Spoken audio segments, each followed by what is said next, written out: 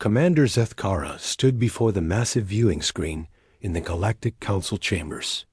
His 4 arms crossed behind his back as he watched the latest species requesting membership. Humans, another young race that thought they belonged. Among the stars. For 300 years, he had served as the military advisor to the Council. He had seen dozens of species come and go. Most failed to meet the standards. Those who did join usually took centuries to prove themselves worthy of real responsibility. The human representative stepped forward. Captain Jake Morrison wore a simple blue uniform that looked plain compared to the elaborate robes and armor of other species. His ship had docked just hours ago. It was small and unremarkable. "Honored council members," Jake said in the common tongue. His voice was steady, but Zethkara could hear the nervousness underneath. "Earth requests admission to the Galactic Council. We offer our friendship and our strength to protect the peace you have built." Zethkara's mandibles clicked in what his species considered amusement. Strength. These humans spoke of strength, while their technology was hundreds of years behind the Valyrian Empire. Their weapons were crude projectile systems and basic energy beams. Children's toys compared to Valyrian plasma artillery that could crack a moon in half. The Nexari delegate, her purple skin shimmering in the chamber's light, leaned forward. "Tell us about your military capabilities, human. How many worlds do you control?" "Just one," Jake replied. "Earth. But we have colonies on several moons and stations throughout our system." "One world," whispered council member Thizes of the Serpentine. "Coalition." His snake-like head swayed as he spoke to his neighbor. "They control one world and think they can contribute to galactic defense." As Zethkara accessed his datapad and reviewed the human military files, their largest warships were barely 300 meters long. The Valyrian dreadnoughts measured over 2 kilometers. Human population was just under 8 billion. The Valyrian Empire alone commanded over 400 billion citizens across 50 worlds. The humans had fought several wars among themselves. Zethkara read the reports with growing disdain.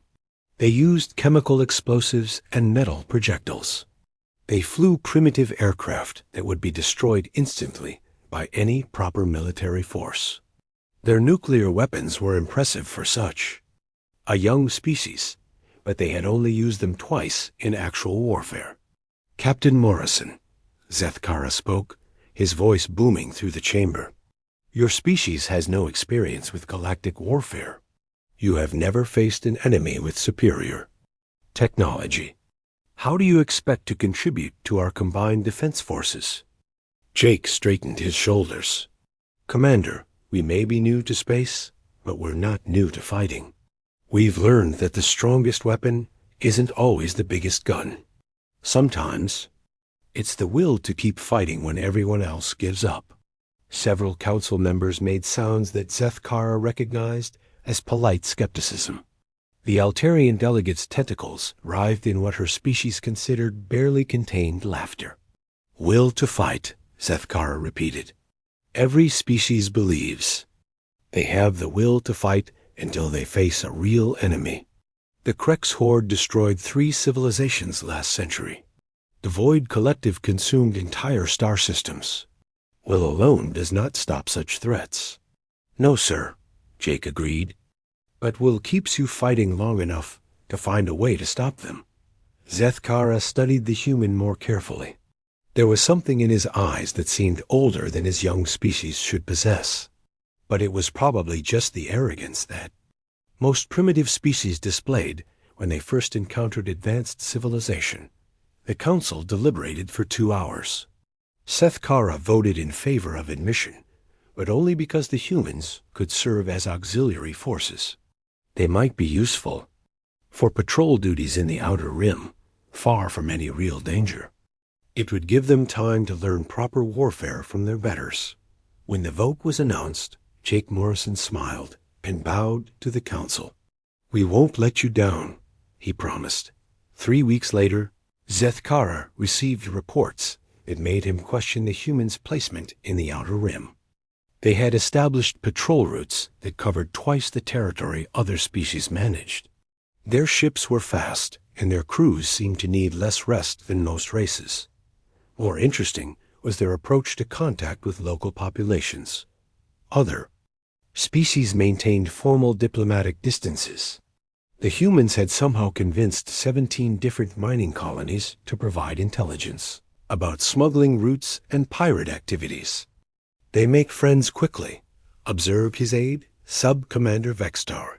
Perhaps too quickly. The Rim colonists don't usually trust Council forces. Zethkara grunted. Making friends was easy when you had nothing of value to steal. The humans had been assigned the Rim because there was nothing there worth taking. Their enthusiasm would fade once they encountered real resistance. That resistance came sooner than expected. The Krex horde had been quiet for months, but intelligence suggested they were massing in the dead systems beyond the Rim. The Krex were perfect opponents for testing the humans. They were dangerous enough to provide a real challenge, but not advanced enough to pose a serious threat to the Council's interests. The Krex fought like animals. They relied on overwhelming numbers and brutal tactics rather than strategy or advanced technology. They were exactly the kind of enemy that would teach the humans about the realities of galactic warfare. Admiral Lisa Carter's request arrived on Zethkara's desk 3 days after the first Krex raid. She wanted permission to pursue the raiders beyond Council space. She also requested minimal oversight, claiming her forces could handle the situation independently. Zethkara almost laughed. The humans had been in space for barely 50 years, and they thought they could conduct independent military operations against an enemy that had been raiding the galaxy for centuries. He forwarded the request to the Council with his recommendation. For approval, let the humans learn their limitations the hard way. When they called for help, the Council could rescue them and demonstrate proper military procedure. The Council agreed with barely any discussion. Several members seemed amused by human confidence. The Thies's delegate made a betting pool on how long the human fleet would last before requesting reinforcement. Zethkara placed his wager on 2 weeks. The humans would make contact with the Krex, realize they were outmatched, and call for help. It was the pattern every young species followed when they encountered their first real enemy. But something nagged at him as he watched the human fleet depart Council space. Captain Morrison had stood in the same chamber where countless other species had made similar promises. Most of them had spoken of honor, duty, or the glory of their people. Morrison had spoken only of the will to keep fighting.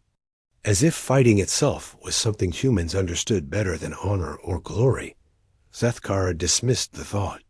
Every species believed they were natural warriors until they met a real enemy. The humans would learn, just like all the others. The only question was how much help they would need and how many of them would survive the lesson. He filed his final report on human military capacity with the conclusion that had served him well for 3 centuries. Species shows potential as auxiliary forces, but lacks the sophistication for independent military command. Recommend close supervision during initial combat operations. Within the week, he would volunteer to observe the human response personally, not because he expected them to succeed, but because documenting their inevitable failure would provide valuable data for training future species. Zeth single quotes. Kara had seen war in all its forms across dozens of worlds and hundreds of battles. He knew what it looked like when a species was truly ready for galactic conflict. The humans, he was certain, were not ready. They would learn that lesson soon enough. Zethkara stepped aboard the UCS Defiance with the confidence of someone who had seen 1,000 battles. The human ship was smaller than he expected and much quieter than Valerian vessels. No ceremonial guards, no elaborate decorations. Just clean metal corridors and the soft hum of machinery. Captain Ben Parker met him at the airlock. He was younger than most military commanders Zithgara had known, with short brown hair and calm blue eyes. His handshake was firm but brief. "Welcome aboard, Commander," Ben said. "We're honored to have an observer of your experience with us." I'm here to document standard procedures," Zethkara replied. "The Council needs accurate reports on human military capability." Ben nodded and led him through the ship. The crew they passed looked professional but relaxed. No rigid formations or elaborate salutes. The humans seemed to treat military service like any other job. "Our intelligence suggests the Krex are using the Valdor system as a staging area," Ben explained as they walked. 3 raids in the past week, all hitting supply convoys near the Rim colonies. Zethkara accessed his datapad. The Krex typically mass their forces before major operations.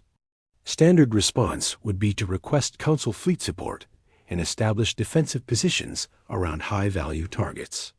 "That's one approach," Ben agreed.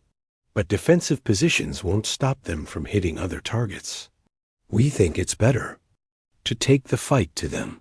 This confirmed Zethkara's expectations. Young species always wanted to attack rather than defend. They hadn't learned that patience and superior firepower were the keys to victory. The bridge was another surprise. Instead of the formal command stations he was used to, the humans worked at connected workstations where crew members could easily talk to each other. Lieutenant Sam Rodriguez stood at what appeared to be the tactical station, discussing something with Sergeant Kate Miller. "Krex raiders usually travel in groups of 5 to 7 ships," Sam was saying. "But our scouts report at least 15 vessels in the Valdris system." 15 ships means they're planning something bigger than raids," Kate replied. "Maybe an invasion of one of the Rim colonies." Ben joined the conversation without ceremony. "Options? We could call for backup," Sam suggested. 3 Council cruisers could handle 15 Krex ships. By the time backup arrives, they'll have hit their target and disappeared, Kate pointed out. "The Krex don't stay in one place long." "So we go in alone?" Sam asked. "We go in smart," Ben said. "Kate, what do you know about Krex tactics?" Zethkara listened with growing amazement. The humans were planning to attack a force 3 times their size without proper reconnaissance or support. It was exactly the kind of mistake that got young species destroyed. "Krex fight like pack hunters," Kate explained. "They surround their target and attack from all sides. But they don't coordinate well. Each ship fights independently. Which means if we can break their formation, they'll have trouble reforming," Sam added. "Right," Ben agreed. "Sam, I want you to coordinate with our fighters. Plan a strike that forces them to chase us. Kate, work with engineering on modifications to our missiles. If we're going to be outnumbered, we need every shot to count." Zethkara had expected the humans to spend days in planning meetings like proper military forces. Instead, they were adapting their strategy in real time based on enemy behavior rather than fixed doctrine. The attack came 6 hours later. Zethkara watched from the bridge as 15 Krex vessels moved to surround the human fleet. The Krex ships were larger and more heavily armed than the human vessels. By every military standard he knew, the humans should have retreated immediately. Instead, they did something impossible. Lieutenant Sam Rodriguez launched the human fighters in a pattern that looked like retreat, but was actually an intricate trap. The Krex ships chased the fighters, breaking their defensive formation exactly as the humans had predicted. At the same moment, Sergeant Kate Miller fired modified missiles that split into multiple warheads just before impact. The Krex hadn't expected their enemy to have adaptive weapons technology. "Now," Ben ordered quietly. The human ships moved like they were dancing. 3 vessels attacked from angles the Krex couldn't cover, while the other 2 provided supporting fire. It wasn't the overwhelming firepower Zeth Kara was used to. It was something much more disturbing, that it was perfect coordination without formal command structure.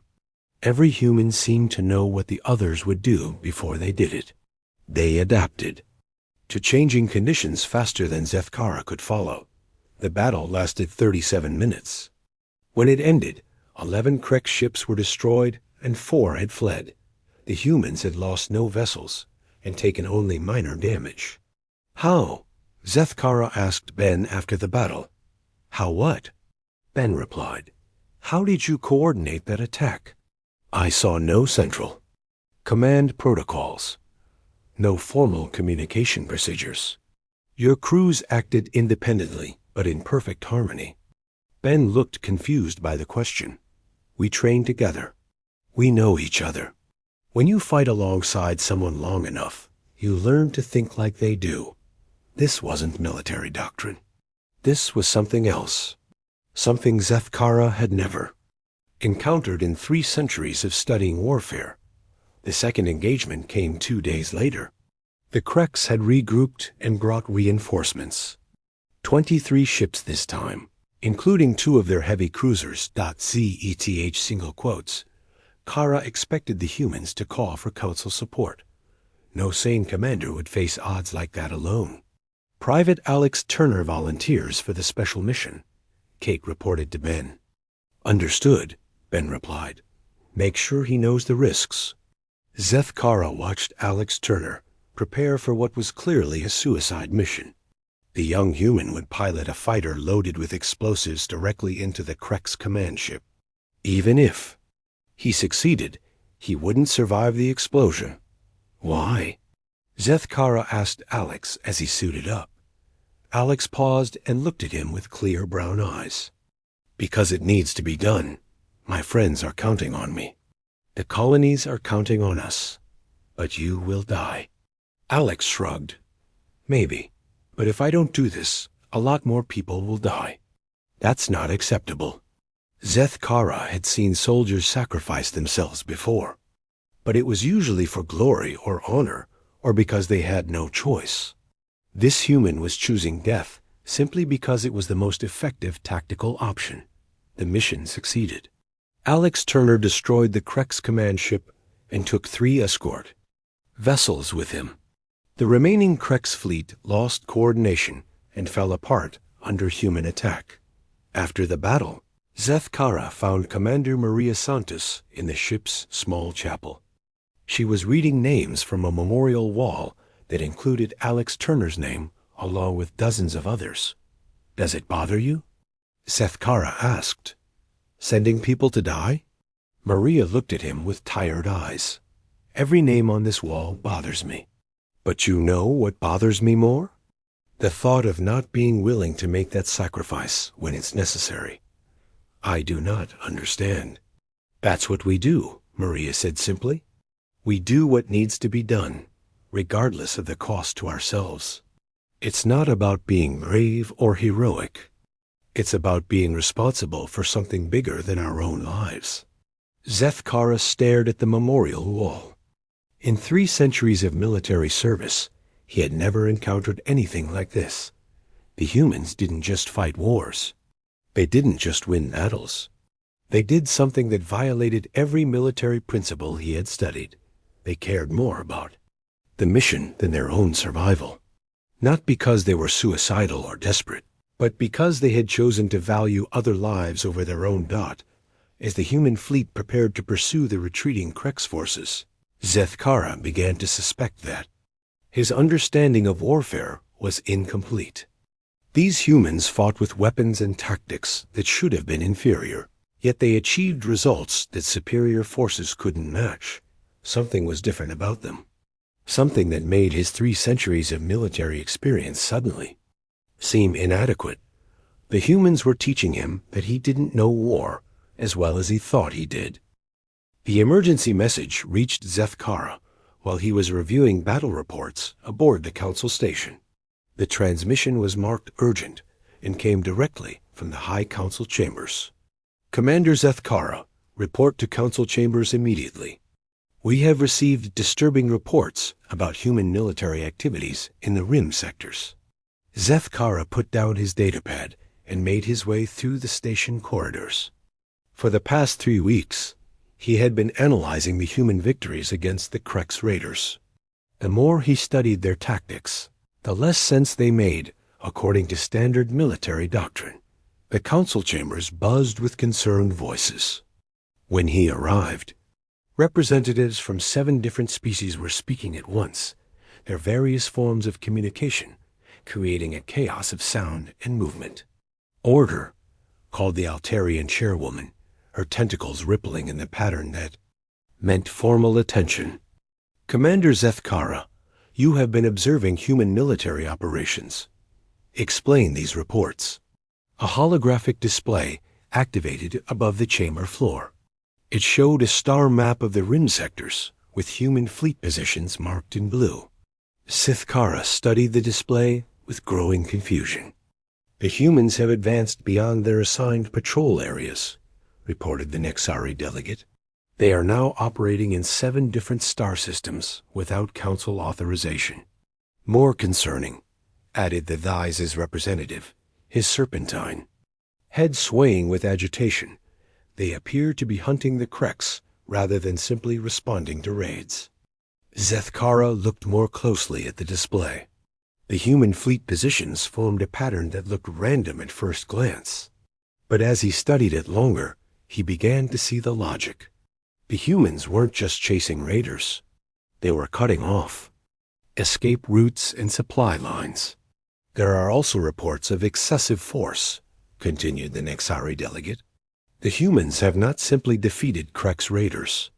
They have systematically destroyed Krex infrastructure in the outer systems. Define excessive force, Zethkara said. The display changed to show the Zarian Prime system. 3 weeks ago, it had been a Krex stronghold with mining operations and weapon manufacturing facilities. Now it showed empty space where installations had once orbited the dead planets. The humans didn't just drive the Krex away, the Altarian chairwoman explained. They dismantled everything. Mining stations, repair facilities, weapons storage depots. Nothing was left functional. Zethkara felt a chill run through his carapace. I need to investigate this personally. Agreed, the chairwoman said.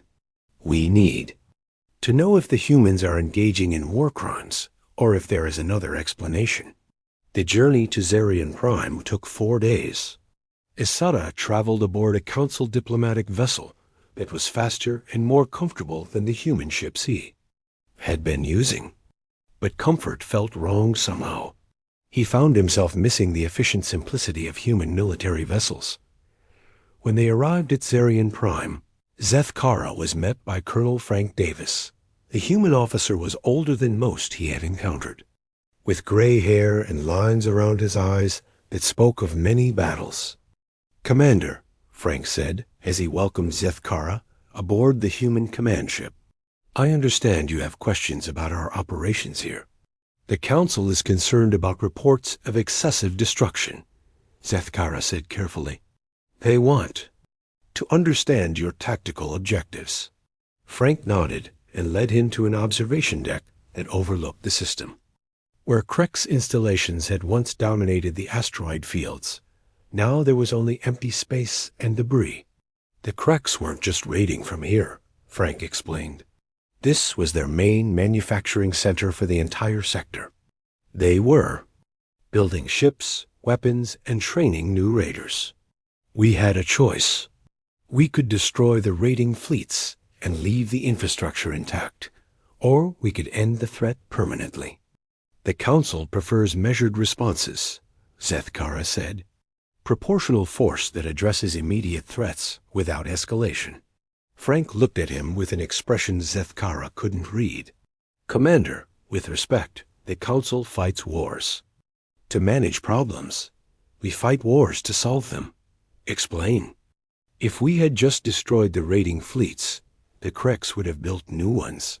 The colonies would still be under threat. More people would have died. We don't fight battles. We end wars. This was a military philosophy Zethkara had never encountered. Every species he knew fought to achieve specific limited objectives. The humans seemed to fight to eliminate entire categories of threats. Major Chris Young joined them on the observation deck. He carried a datapad filled with technical specifications that he handed to Zethkara. "We've been analyzing Krex technology," Chris explained. "Their weapon systems are actually more advanced than we initially thought, but they're poorly integrated. We've found ways to improve them." Zethkara looked at the specifications with growing alarm. The humans hadn't just captured Krex weapons. They had reverse engineered them, improved their efficiency, and integrated them with human tactical systems. "You are using enemy technology against them?" "We're using better technology against them," Chris corrected. "The Krex had good ideas but poor execution. We fixed their problems." "How long did this reverse engineering process take?" Chris and Frank exchanged glances. "About a week," Chris said. "Dr. Emma Clark figured out their power systems on day 2. After that, it was just a matter of improving the design." A week. The Valyrian Empire's best scientists would need months to analyze alien technology and years to successfully integrate it into their own systems. The humans had done both in 7 days. "Dr. Clark is here?" Zethkara asked. "She's in the engineering section with Captain Nina Brooks," Frank said. "They're working on applications for the new technology." The engineering section was a revelation. Dr. Emma Clark was a small woman with quick hands and bright eyes who seemed to see patterns in alien technology that others missed. Captain Nina Brooks coordinated between the scientific team and military. Applications. "The Krex use an interesting approach to power distribution," Emma explained as she showed Zethkara through her laboratory. "But they never optimized it for maximum efficiency. We've increased output by 37% just by reorganizing the power flow patterns. More importantly," Nina added, "we've identified weaknesses in Krex defensive systems. All of their ships use the same basic shield frequency. Once you know how to disrupt it, their entire fleet becomes vulnerable." Zethkara stared at the human scientists and engineers working around him. They weren't just studying enemy technology.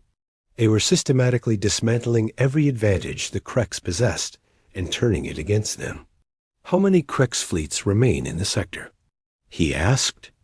"Frank, none," Frank replied. "The main fleet arrived 2 days ago. 43 ships, including their new Dreadnought-class vessels." 43 ships? Zethkara felt his mandibles click in alarm. That would require the combined council fleets to defeat. "How many human ships do you have in this sector?" 12, Frank said calmly. 12 ships against 43? You must have called for council reinforcements. Frank shook his head. "We handled it ourselves." "How?" Nina answered. "We knew they were coming. We knew their ship configurations and weapon systems. We knew their tactical preferences and command structure. When they arrived, we were ready for them." "The battle lasted 6 hours," Chris added. "No human casualties. Complete enemy fleet destruction." Zethkara felt something cold settle in his chest. "You destroyed 43 enemy vessels with 12 ships in 6 hours?" "We used their own weapons against them," Emma explained. "Their shield frequencies, their power systems, their communication protocols. By the time they realized what was happening, they couldn't adapt fast enough to counter our attacks." Frank led Zethkara to a tactical display that showed the battle. From beginning to end, the human ships had moved through the Krex fleet like ghosts, appearing where they weren't expected and disappearing before the enemy could respond. "The Krex fought the same way they always fight," Frank said. "But we didn't fight the same way we had fought before. We adapted. They couldn't." "This level of tactical innovation," Zethkara said slowly, "it should take years to develop." "Commander," Frank said quietly, "we've been preparing for this kind of warfare since before we knew other species existed. We've been fighting and learning and improving for our entire history. This isn't innovation. This is application. As Zithkara returned to his quarters that night, he realized that everything he thought he knew about human military capabilities had been wrong. They weren't a young species learning galactic warfare. They were an old species teaching it. The humans had been holding back. Everything the Council had seen was a carefully limited demonstration of their true abilities. They possessed technology and tactics that could revolutionize galactic warfare, but they had chosen to reveal only what was necessary to complete their missions. The question that kept him awake was simple and terrifying. If this was what humans could do when they were being careful, what would happen if they decided to stop holding back? Zethkara could not sleep. For 3 days since returning from Zarian Prime, he had stared at the reports about human military operations. The numbers didn't make sense. 12 human ships had destroyed 43 Krex vessels without losing a single crew member. He needed answers. Real answers. Not the polite explanations that human officers had given him, but the truth about what humanity was really capable of. The request took 2 weeks to process through Council bureaucracy. When approval finally came, it included a warning that made Zethkara's carapace tingle with unease. Access granted to human military archives. Warning. Information contained may challenge established understanding of galactic military capabilities. General Paul Mitchell met him at the human military headquarters on Luna Station. The general was an older human with steel-gray hair and eyes that seemed to see too much. His handshake was firm, but his smile was tired. "Commander Zethkara," Paul said as they walked through corridors lined with displays showing human military history. "I understand you want to see our real capabilities. The Council needs to understand what humanity brings to galactic defense." Zethkara replied carefully. Paul stopped in front of a large display showing Earth from space. "Before we go further, I need you to understand something. What you're about to see might change how you think about warfare." "Are you sure you want that?" "I have studied warfare for 3 centuries, Zethkara said. "I believe I can handle whatever you show me." Paul nodded and led him deeper into the facility. They passed training areas where human soldiers practiced, with weapons Zethkara didn't recognize. The soldiers moved with a precision that seemed almost mechanical, but their eyes held an awareness that no machine could possess. "How long have humans been at war?" Zethkara asked. "Since we learned to pick up rocks and throw them at each other," Paul replied. "Maybe longer." The first archive room contained physical artifacts from human conflicts. Weapons, armor, vehicles, and devices that spanned thousands of years of development. Zethkara examined a primitive spear point made from chipped stone. "This is 12,000 years old," Paul explained. "One of the first weapons designed specifically to kill other humans. Next to it sat a metal projectile weapon from more recent centuries. This rifle could kill a man from over a kilometer away. We made millions of them."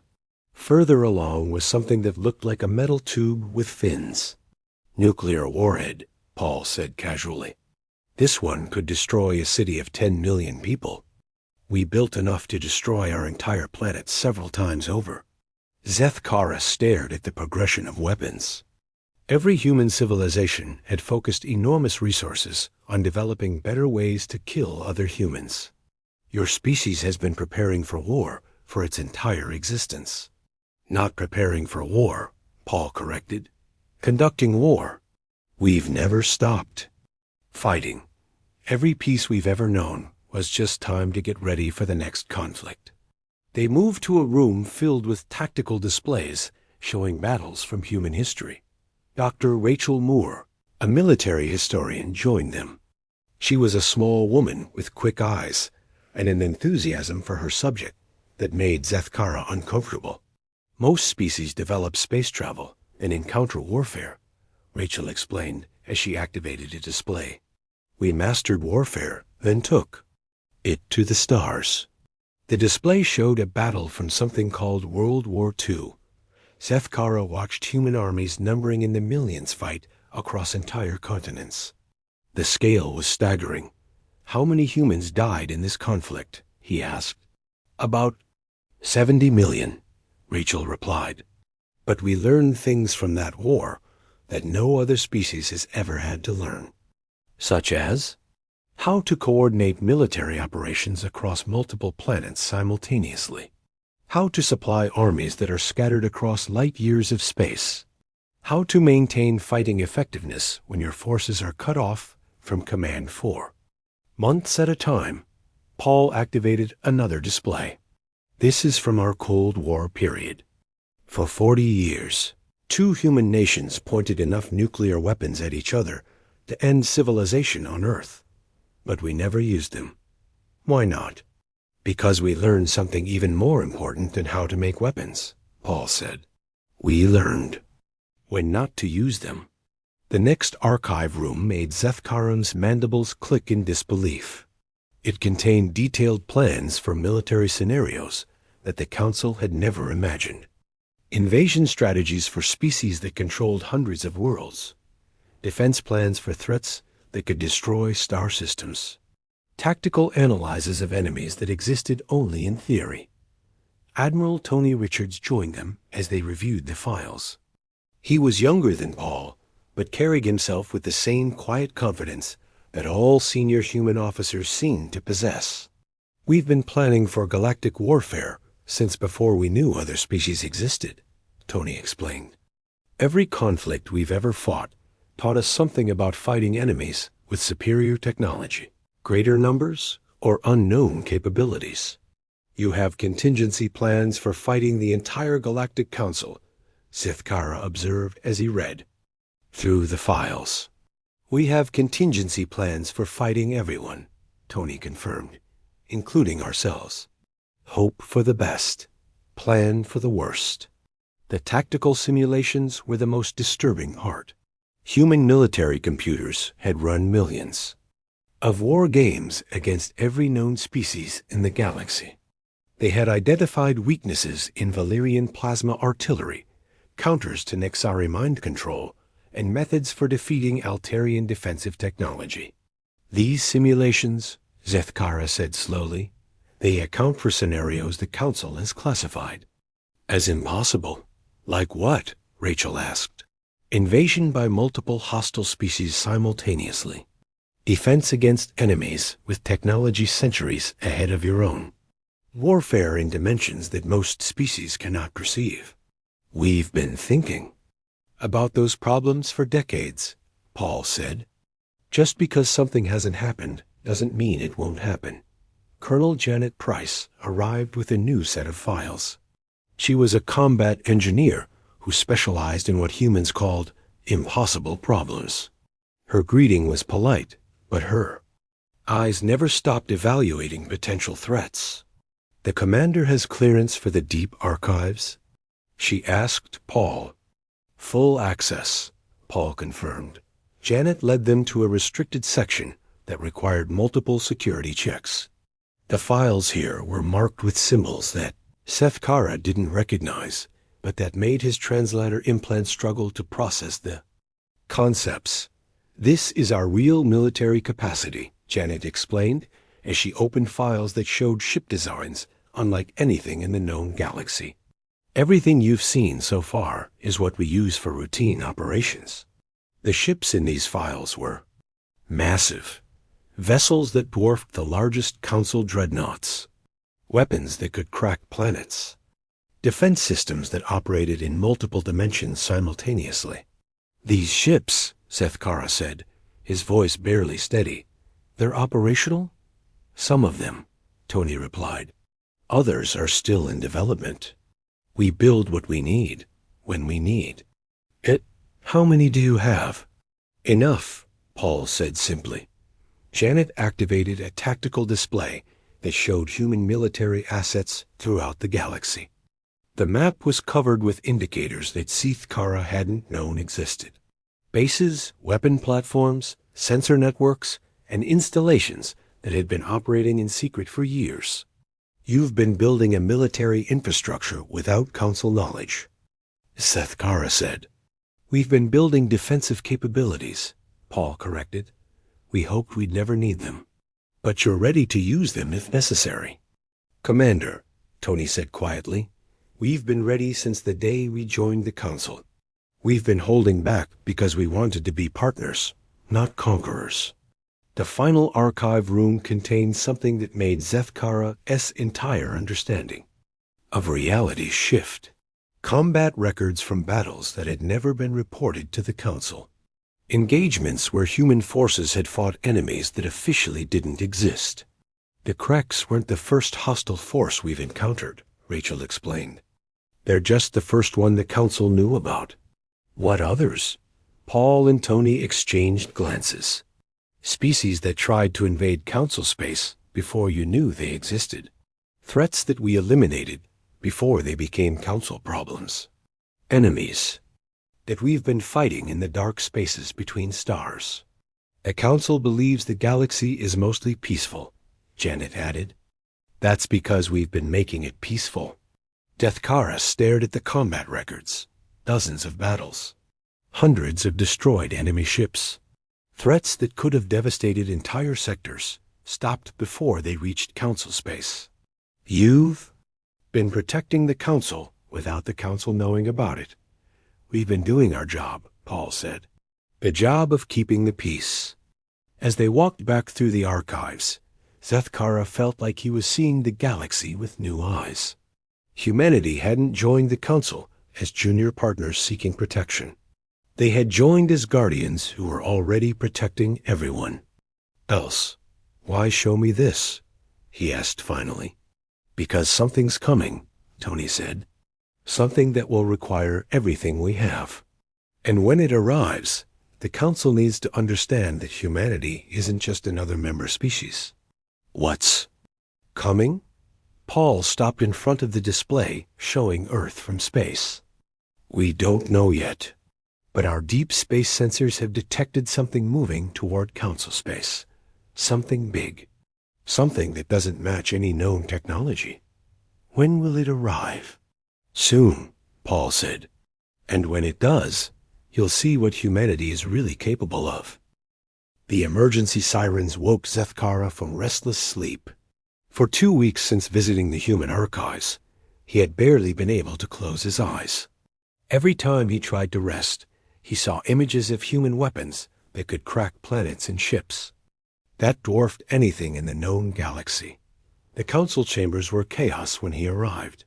Representatives from every member species filled the space with panicked voices and frightened movements. The main display showed something that made Seth Kara's carapace freeze with terror. Dot ships. Thousands of them. But not ships like anything a galaxy had ever seen. They were geometric shapes that hurt to look at directly, made from materials that seemed to absorb light itself. They moved through space in formations that followed no pattern any military mind could understand.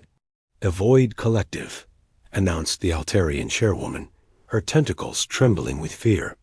They have emerged from dark space and are moving toward the core systems. Seth Kara had heard stories of the Void Collective, ancient machine intelligences that had consumed entire star systems before disappearing into the void between galaxies. Most species considered them legends. Nightmares used to frighten children. How many ships? Asked the Dice's delegate. Our sensors cannot get an accurate count, replied the Nexari representative. The formations interfere with scanning technology. Estimates range from 5,000 to 50,000 vessels. What about the combined council fleets? Silence fell over the chamber. The answer was written on every face. The council's most powerful fleet numbered just over 800 ships. Even if every member species contributed their entire military force, they would be outnumbered 10 to 1. We have received a preliminary report from Admiral Voskis' reconnaissance fleet, the chairwoman continued. Her voice was steady, but Seth Kara could hear the fear underneath. First contact occurred 6 hours ago. The display changed to show wreckage floating in space. Seth Kara recognized the twisted metal as the remains of council ships, but they had been torn apart in ways that defied understanding. The destruction was total and precise. "How many ships did Admiral Vashka lose?" Seth Kara asked. "All of them," the chairwoman replied. 47 vessels destroyed in less than 10 minutes. No survivors. The chamber erupted in panicked discussion. Some representatives called for immediate evacuation of the core worlds. Others demanded that the council surrender and hope for mercy. A few suggested hiding in the outer rim until the Void Collective passed through. Seth Kara stood and walked to the communication station. His fingers moved across the controls as he opened a channel to human command. "What are you doing?" The Nexari delegate demanded. "Call in the only people who might be able to help us," Seth Kara replied. The human response came faster than he expected. President Helen Murphy appeared on the main display. She was an older woman with silver hair and eyes that seemed to see everything. Behind her, Seth Kara could see the bustling activity of a command center in full operation. "Council representatives," Helen said without ceremony, "we're aware of the situation. We've been tracking the Void Collective since they entered our sensor range." "President Murphy," the chairwoman said, "the Council formally requests immediate military assistance from humanity." Helen's expression didn't change. "I'm sorry, but the Council's standard protocols won't work against this enemy. We'll need to handle this our way." "What does that mean?" the NISE's representative demanded. "It means we stop playing by galactic warfare rules," Helen replied. "It means we stop holding back." The display changed to show human fleets moving throughout Council space. But these weren't the small patrol vessels that Seth Kara had seen before. These were the ships from the archives. Massive constructions that bristled with weapons he couldn't identify. "How many ships do you have?" the chairwoman asked. "Enough," Helen said simply. "Fleet Admiral Ryan Clark is coordinating the operation. Commander Seth Kara will need you as liaison." Before Seth Kara could respond, the display went dark. Warning. Alarms began sounding throughout the station as the Void Collective entered the outer system. 3 hours later, Seth Kara found himself aboard the human command ship Vengeance. The vessel was so large that it took 20 minutes to travel from the docking bay to the bridge. The corridors were filled with human soldiers and technicians preparing for a battle, unlike anything the galaxy had ever seen. Fleet Admiral Ryan Clark greeted him on the bridge. The Admiral was a tall man with calm eyes and steady hands. Around him, hundreds of officers worked at stations that controlled weapons and systems Seth Kara didn't recognize. "Admiral," Seth Kara said, "I've reviewed the intelligence reports. The Void Collective has at least 20,000 ships. How do you plan to defeat them?" Ryan looked at him with something that might have been amusement. "Commander, we're not planning to defeat them. We're planning to erase them." The main tactical display showed the approaching Void Collective fleet. The geometric ships moved in patterns that seemed random, but Seth Kara could sense an underlying intelligence directing their movement. "Sir," reported Lieutenant Carol Thompson from her station, "enemy fleet will reach firing range in 30 minutes. All ships report ready," added Commander Steve Hill. "Boarding teams are standing by." "Boarding teams?" Seth Kara asked. "You plan to board enemy vessels?" "We plan to take them apart from the inside," Ryan replied. "The Void Collective thinks like machines. They expect logical responses to logical threats. We're going to do something they can't predict." A battle began without warning. One moment space was empty, except for the two fleets facing each other. The next moment, reality seemed to tear apart. Human ships moved in ways that violated everything Seth Kara knew about physics. They appeared in multiple locations simultaneously. They fired weapons that existed in dimensions he couldn't perceive. They coordinated attacks across distances that should have made communication impossible. How? Seth Kara whispered as he watched a human destroyer somehow occupy the same space as 3 enemy ships and destroy them all without taking damage. We've been preparing for this fight since we discovered other species existed, Ryan explained. Calmly, every war we've ever fought taught us something about defeating enemies with superior technology. Lieutenant Carol Thompson piloted her fighter through space. They folded around her ship like liquid. She attacked enemy vessels that were twice the size of anything humans had previously encountered, and watched them crumble under weapons that turned their own defensive systems against them. Commander Steve Hill led boarding parties that cut through void collective ships like they were made of paper. The human soldiers used technology that let them exist in multiple dimensions simultaneously, making them impossible for the enemy to target effectively. Enemy fleet is falling back, reported the tactical officer. They're trying to regroup in the outer system. Don't let them, Ryan ordered. Captain Greg Adams, coordinate the final assault. Captain Greg Adams appeared on the communication screen. He was aboard a ship that seemed to be fighting on 17 different fronts simultaneously. Behind him, explosions lit up space as void. Collective vessels were systematically destroyed. Admiral, Greg reported, enemy command structure is collapsing. They can't adapt to our tactics fast enough. Then finish it, Ryan said simply. Leave nothing functional. Seth Kara watched in amazement and terror as the human fleet tore through enemy forces that should have been invincible. The Void Collective had consumed entire civilizations, but they had never encountered anything like humanity. The humans didn't just fight the enemy. They anticipated every move, countered every adaptation, and systematically dismantled every advantage the Void Collective possessed. When enemy ships tried to flee, human vessels appeared in their path. When they tried to regroup, human weapons disrupted their formation before they could coordinate. The battle lasted 8 hours.